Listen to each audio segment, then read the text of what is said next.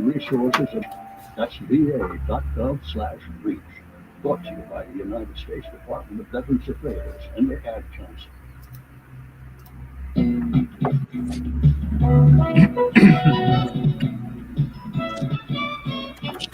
This is the morning sports desk for Wednesday, December 13th.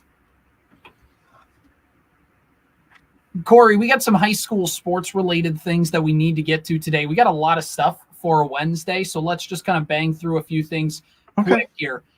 So the Minnesota Vikings announced that Nick Mullins is going to be their starting quarterback. The Pastronaut has officially been grounded to the bench. Yep. Any kind of quick reaction, any thoughts you need to put in on there? I think it's kind of shuffling deck chairs. If you're expecting a big turnaround, probably going to be disappointed, but also you kind of had to roll with Mullins after how bad Dobbs was on Sunday. No, I got nothing to add. That's exactly right. It wasn't whatever magic he had does not seem like it was sustainable. The Vikings are having to choose between a backup or a backup or a backup. By the way, Nick Mullins, QB1. There's reports that Jaron Hall could be QB2 in this situation, so Dobbs could be that third quarterback all the way on the roster. Sure. Anyway, so some other things that we need to talk about here quickly as well. Shohei Ohtani got paid over the weekend, and we just have finally now had a chance to discuss it. So it's a 10-year, $700 million contract. Yeah. 10 years, $700 million. Yeah. Biggest contract in sports history. It's also, if you take Mike Trout's contract of like 400 some million, if you take Garrett Cole's contract of 300 some million, you put them together, and Shohei Ohtani, one of the best pitchers and hitters in the game, getting paid like the best pitcher and hitter in the game combined. I think I saw a tweet that said Shohei Ohtani's record contract breaks Mike Trout's record contract by Alex Rodriguez's record-breaking contract. Isn't it fun when the numbers work out like that? He's incredible. We talk about Shohei probably once a month during the baseball season. It's not hyperbole to say he's the greatest baseball player of all time. We certainly have never seen anybody like him. It's been 100 years since Babe Ruth, the universally previously known as the greatest baseball player of all time. Which means it's going to be another 100 years before we see another the greatest baseball player of all time. It may seem silly, if those may seem like ridiculous numbers. He is a top 3 pitcher in the game, and he is a top 3 hitter in the game, and those lists are subjective. So he could very easily be the best of both. Good for him, man. By the way, his contract is structured so weird. He's getting paid $2 million a year for the next 10 years, and then he gets deferred payments. So, like, deferred payments aren't anything new. Remember Bobby Bonilla Day, which is still going on. Bobby Bonilla Day is going to end in about 10 years, and in 10 years, we have Shohei Ohtani Day, where he gets paid $68 million a year for the next 10 years after. Yep. So, in, 2043, the Dodgers are going to be paying Shohei Ohtani $68 million. It's just insane how this contract works. Bobby Bonilla Day goes on steroids for this contract. So there's a couple reasons. One, the Dodgers still get some of that money is held against them in the competitive balance tax, which is the luxury tax in baseball. So it's not that the Dodgers are only writing off $2 million for a year for Shohei. Right. They're going to have to pay in that a little bit, but it still does give them greater financial flexibility to go out and continue to add and win, which I know people get mad when they say, this is good for baseball, and be like, this is not good for baseball. We talk all the time, get Shohei Ohtani in the playoffs. Shohei Ohtani is going to be in the playoffs now. Yeah, it's super cool. And then, there's some incentives for him to do it this way also. One is an opportunity to win when he's coming from an organization that had no interest in winning. Mm-hmm. He is the most famous person in Japan. Right. And all of his endorsement dollars are insane. This is not like. Also, like $2 million isn't that bad. Also, like $2 million is a tough salary to live on. He's not being generous by this. Well, he's still going to be just fine. Also, there are some tax incentives probably for him to do it this way. You can skip the California tax. When you get paid for $2 million a year, the California tax will tax you on that $2 million. But in 10 years, he's probably going to retire, and he can go to. He'll move back to Japan. He'll move back to Japan, and the tax implication is going to just be different for him on that $68 million. Exactly. This contract is something Shohei Ohtani's agent has been cooking up for a long time. They didn't just sit down a month ago and go, all right, how are we going to talk contract? They've been planning this out for years. It's really great for both sides. Yeah. For the player and for the team. Well, yeah. And it also, people are like, well, in 2040, whatever, the Dodgers are going to be paying him $68 million. The guy who's running the Dodgers is not going to be around in 2040. He's like, also, that's somebody else's problem. Who cares? We've talked about this a lot off the air. People talk about windows in sports all the time. And they talk about it like it's some sort of fixed structure. And that's not, it's a fluid thing. Right. So like the Vikings had a window this year. And then they lost to Tampa week 1, and you're like, oh boy, this is going to be right. Like the window that was there it didn't completely close, but it closed a significant portion. Yeah. When you have Shohei on your team, your window remains just at least available to you. No one's going to lock that window. And for the amount of money they only have to pay him during this 10-year stretch, that means in 5 years, the next great young player is gonna be like Juan Soto in 5 years is finally gonna be 25, and like maybe that's a guy you bring over to help your team. Whatever, there's lots of opportunities for both Shohei and the Dodgers to run with this. And if you're somebody who says, well, great, the Dodgers have Mookie Betts, Freddie Freeman, Shohei Ohtani, Clayton Kershaw's still sticking around. They got some pitchers that can do some stuff. How is anybody supposed to win the World Series with them stacking the team? It's the fun part about baseball. The Dodgers have been the perennial best team in baseball for the last 10 years, it feels like. And they've had some of the most embarrassing playoff defeats because baseball playoffs are the hardest to win if you're the best team. It's not football or basketball where typically the top couple seeds are in it at the very end. Baseball playoffs are so fluky, such a small sample size. Things get weird really quick. So this doesn't guarantee them a World Series or anything, but it does guarantee them that they are going to get in the dance every single year. It gets them the reservation. Right. That's what and all you can do is hope to get there. Baseball and hockey seem to be the most random. It's who caught fire at the exact right time.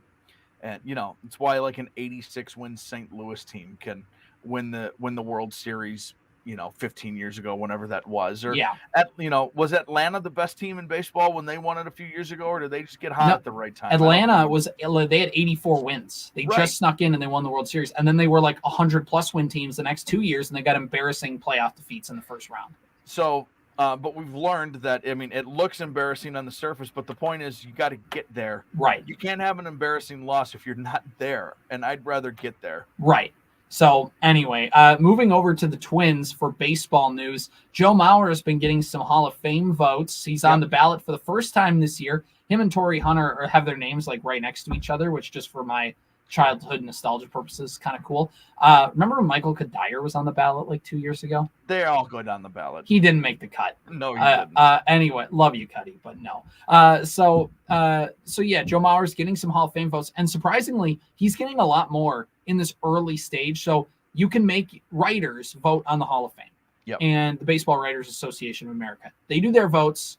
They are voting. It's still very early. Like we are like, in terms of like, if you're using this as like an election for reference, like 10% of precincts are reporting. We still have a long way to go, but Joe Mauer has been getting a lot of love. And if we stopped the count right now, Joe Mauer is a Hall of Famer. First ballot. I mean, you're not going to find any disagreement from me on this. Right. He's awesome. The one quick question I'll have for you, Corey, is there a difference for you in first ballot Hall of Famer versus just a guy who got in maybe on the third time? I have always believed with all of my heart that if you're a Hall of Famer, you're a Hall of Famer. So there is no difference from my perspective of, we can use Bert Blyleven as the example. That dude was always a Hall of Famer to me. Just from I obviously never got to watch him play, but from everything I ever heard about what Blyleven brought to the dude was a Hall of Famer, and he just was never rewarded with such a title. So no, it doesn't matter first ballot, second ballot. What matters is that you're in. What I don't like is the politics around the well, we can't vote this guy in the first time because we didn't even vote that guy in the first time, and that guy's an objectively better player. But they didn't vote that guy in the first time either because he wasn't as good as a guy the year before. Just vote people in. I don't like if they're good enough to make the Hall of Fame. Yeah, there's no Joe Mauer, if he makes it on the first ballot or the third ballot, it's not written in that way as a first ballot or a third ballot. You're just a Hall of Famer.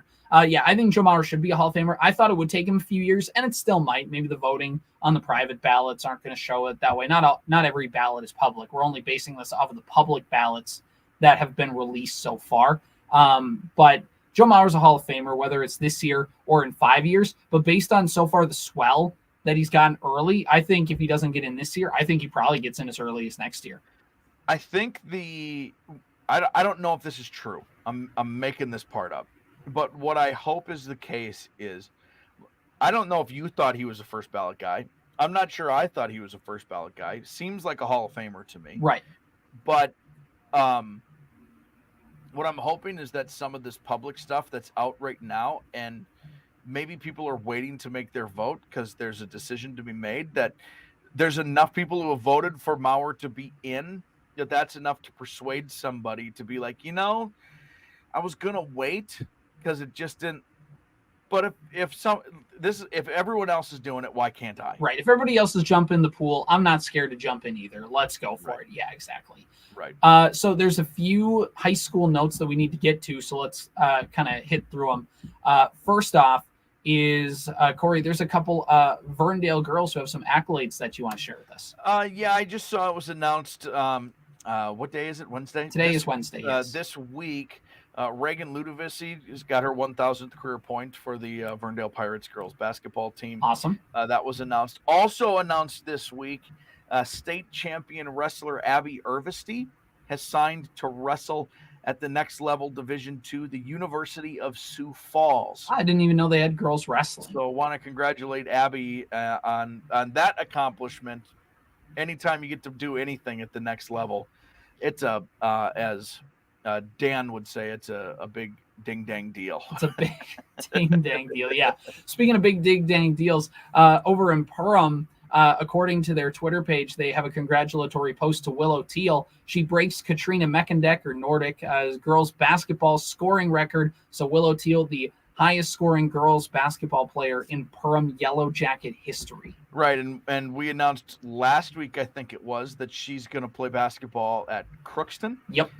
She's awesome. If you haven't had a chance to, if you're a basketball fan and like to watch the best players in the area, put her on the list if you haven't already. All right, so there's a couple minutes here, not as much time maybe as we need for this discussion, but I think we should have it anyways. So yesterday, Corey, I was up in Monaga. I was just watching my brother's basketball game, Monaga and Bertha Hewitt in boys basketball. And so Bertha got up early, and it kind of was back and forth. They'd get Bertha had a lead maybe of 5 points, then it'd go to 15. It'd kind of fluctuate.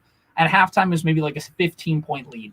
And then in the second half, they kind of went on a little run right away. It was close to a 20-point lead with maybe 16, 15 minutes to go in the second half. And Bertha, early in the shot clock, took a couple early shots. Let's put it that way. And they call a timeout to be hey, we have a shot clock. We have this. We don't need to we're up by 20. Let's not have quick offensive possession. Let's milk a little clock. But because of the shot clock, you can't run 4-out motion and just run out the clock.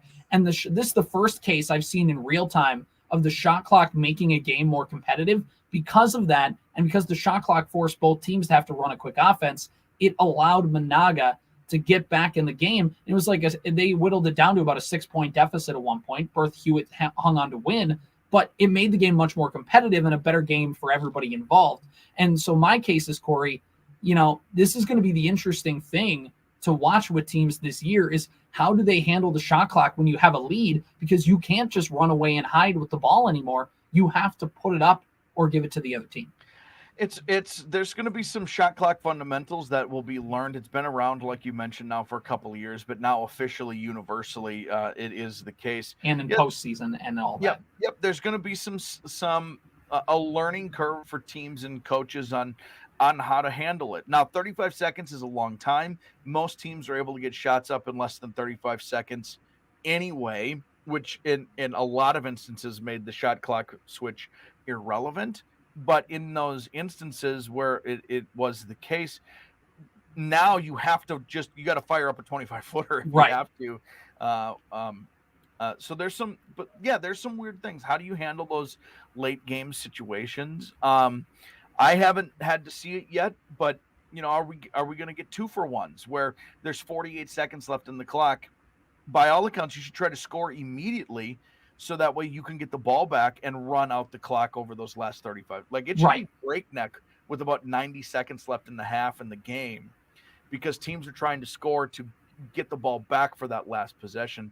Yeah, there's going to be a little bit of a learning curve here for teams and coaches. Yeah, and it makes the game more exciting, like you talked about, with a couple of those things in the late game situations, just being able to do that and being able to kind of force teams to play offense and force teams to score. It means more kids get the opportunity to score. It means more kids get the opportunity on defense to make a steal, make a block shot, get a rebound, do all of this stuff, and just forces more things within the game to happen, more than kids just standing around, I should say, kind of moving the ball around with no real plan to score and just kind of to kill the clock and whittle it down. And it's almost like football, like it's ball possession. But this is the thing of why the shot clock was such an important thing to add for the high school league. And I'm so glad that they have it right now and it's in place. And it's like Corey talked about, most schools have a plan to get a shot up within 35 seconds. I think everybody can do that. I think almost any team in the state can do that. But the issue is the game within a game of the shot clock. Like Corey talked about, trying to get a 2-for-1 at the end of the half, trying to score quickly with 45 seconds, force the other team to they can't hold on to it till halftime, which means you can hold on to the shot at half and try and get your buzzer beater and go into the half and steal an extra score. And there's also the thing of, like, in Monaga last night, the Braves, because of the shot clock, were able to come back in the game because Bertha Hewitt, again, every team has to figure this out, playing with the shot clock, needed to figure out, how do we do this? Do we wait till 5 seconds and huck up a bad shot? Do we start it at 15 seconds to get a good shot? Do we do whatever? Teams need to do it, fail, learn, whatever. And I'm not saying Bertha failed at it last night, Bertha Hewitt failed at it last night or anything, but what I'm trying to say is, like, teams have to just try and figure out how to play it, and the only way you can play it is by actually playing the games. And whether you succeed or fail, you learn from that and you kind of keep building on that experience. So one of my things over the course of the season, I'm going to be really looking forward to talking with boys and girls basketball coaches, is their view on situational things with the shot clock. When you're up by 20 in the second half, how are you handling that? When you're down by 10, how do you handle the shot clock? How do you use that to your advantage when you're down by 2 scores and there's 2 minutes to go? In the old days, you might have to start fouling already because a team is just going to hold on to the ball and motion it. Now, instead, you can just play straight up defense because you're going to get a couple more possessions. It's fascinating, and it's going to be really fun to watch. This has been the Morning Sports Desk for Wednesday, December 13th. It's 7:33 on KWAD. Here's MNN News. Minnesota News Network. I'm Ken Calm. A special commission